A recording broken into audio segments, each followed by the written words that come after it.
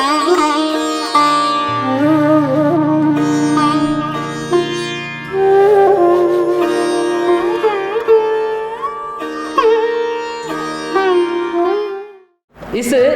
9 द्वारे सप्तचक्र का जो ये हमारा देह है, ये पुर है, ये भी अयोध्यापुरी बन सकता है और इसमें भगवान विराज सकते हैं। तो एक अयोध्या जो सरयू तट पर है, सरयू नदी के किनारे है, और एक अयोध्या ये हमारा देह है, ये हमारा शरीर है। जिस तरह अयोध्यापुरी में भगवान आए, तो इस अयोध्यापुरी में भी भगवान उसी तरह आ सकते हैं। अब अयोध्यापुरी की विशेषता क्या है?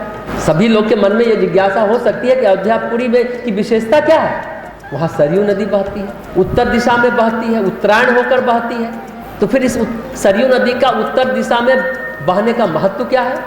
सरयू नदी का उत्तर दिशा में बहने का मतलब है, अगर वो अयोध्या को हम ये अयोध्या बना लें तो भगवान प्रकट हो सकते हैं। उस अयोध्या में क्या हुआ था जिसके कारण भगवान प्रकट हुए थे?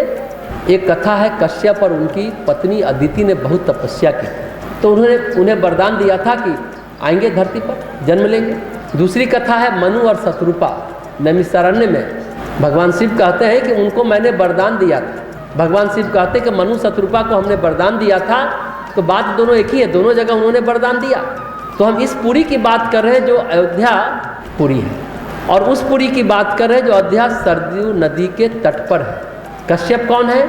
प्रजापति ऋषि हैं, सभी देवों के पिता हैं। और अदिति कौन है? देव माता है। अगर हम दैवी संपत्ति और दैवी सद्गुणों को धारण करके तप करते हैं तो भगवान हमारे इस अयोध्यापुरी में भी आ सकते हैं, जो कश्यप और अदिति ने किया। उसी तरह से मनु शत्रुपा, ऋषि व्यास कहते हैं मनुर्भवः, मनुष्य हो जाओ तो बात बन जाएगी। लेकिन हमारे इंसान होने में थोड़ा संदेह है, तभी तो कहते हैं महर्षि व्यास के मनुर्भवः, मनुष्य हो जाओ। मनुष्य शरीर मिला, हम मनुष्य है तो फिर मनुर्भवः क्यों कहते हैं?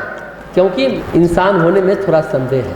वेद मूर्ति तपोनिष्ठ पंडित श्री राम शर्मा आचार्य जो अपने अखिल विश्व गायत्री परिवार के सूत्र संचालक हैं, वो भी कहते हैं मनुष्य का जन्म तो सहज होता है, पर मनुष्यता बहुत कठिनाई से प्राप्त होती है। हम हिंदू हैं, हम मुसलमान हैं, हम सिख हैं, हम ईसाई हैं, हम डॉक्टर हैं, हम इंजीनियर हैं, हम कलेक्टर हैं, भगवान जाने हम क्या क्या हैं, पर हम इंसान नहीं हैं, मनुष्य नहीं हैं। इसलिए महर्षि व्यास कहते हैं मनुष्य हो जाओ।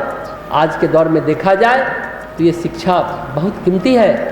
मनु और शत्रुपा की बात कर रहे थे, मनु की बात हुई, यानी मनुष्य हो जाओ।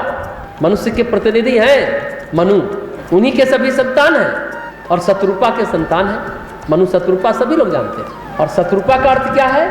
शत्रुपा मतलब सैकड़ों रूप, मतलब जितने रूपों में मनु अभिव्यक्त होते हैं, हमारी मनुष्यता अभिव्यक्त होती है, उतने रूप, जितने भी रूप हो सकते हैं, सैकड़ों रूप भी हो सकते हैं, वही शत्रुपा।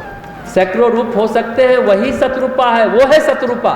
यानी कि हम जब सच्चे इंसान बनेंगे और नैमिषारण्य में तप करेंगे, तब बात बनेगी। ये नैमिषारण्य कहाँ है? इसका अर्थ क्या है? नेमि। नेमि मतलब, नेमि कहते हैं परिधि को, ऑर्बिट को, देह की परिधि।